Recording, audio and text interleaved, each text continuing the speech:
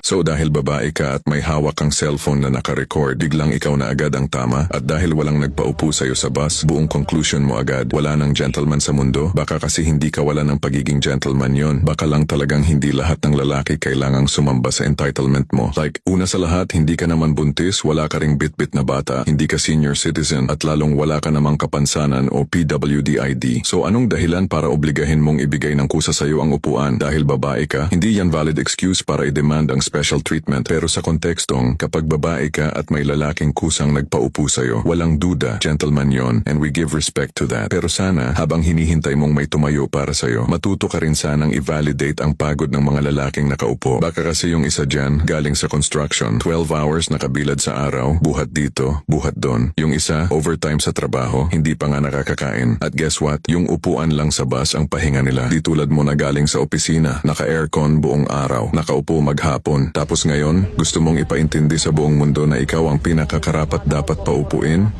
Baka hindi lack of gentleman yan. Baka sobra lang talaga ang entitlement.